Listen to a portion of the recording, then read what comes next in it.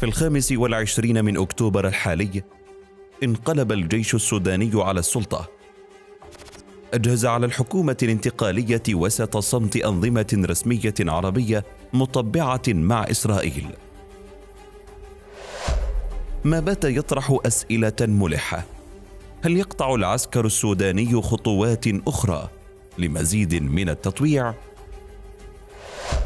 الكاتب الإسرائيلي يوسي ميلمان كشف نوايا المكون العسكري السوداني، معتبرا أن انقلاب قائد الجيش عبد الفتاح البرهان مثل فرصة لتوثيق العلاقات بشكل أكبر بين الاحتلال والخرطوم.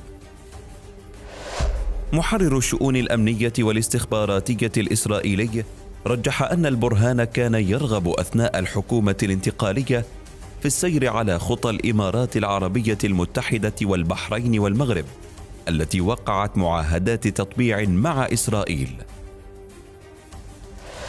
البرهان سبق له أن التقى رئيس الوزراء الإسرائيلي السابق بنيامين نتنياهو بالعاصمة الأوغندية في 3 من فبراير عام 2020.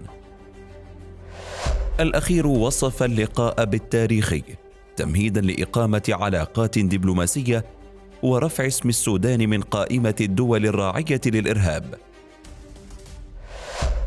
راعي التطبيع مع الدول العربية الرئيس الأمريكي السابق دونالد ترامب وجه دعوة رسمية للبرهان لزيارة واشنطن، وفي نوفمبر عام 2020 أعلن التحاق السودان بركب المطبعين، خطوة تحفظ عليها رئيس الوزراء المطاح به عبد الله حمدوك حينها. تعمل إسرائيل منذ عقود على كسب حلفاء لها في إفريقيا، بدءا بحضورها في منظمة الإسكوا، وصولا إلى البحث عن موطئ قدم، حيث تستعر حرب النفوذ بين فرنسا وروسيا خاصة وتركيا أخيرا. Israel is coming back to Africa and Africa is coming back to Israel. نتنياهو كان قد بشر بتدخله في إفريقيا منذ زيارته ليبيريا في يونيو 2017.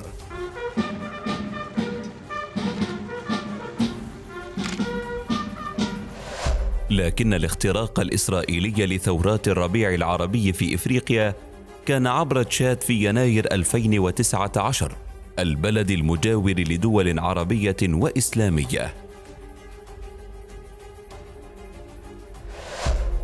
اللافت أن نتنياهو وصف زيارته إلى تشاد بأنها جزء من الثورة التي يحدثها في العالم العربي والإسلامي.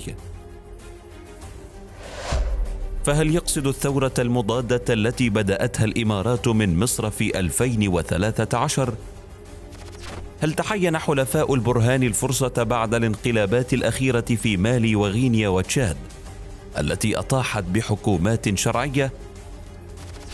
وهل يتمكن الشريك المدني السوداني في الحكم من التصدي لمشروع التطبيع؟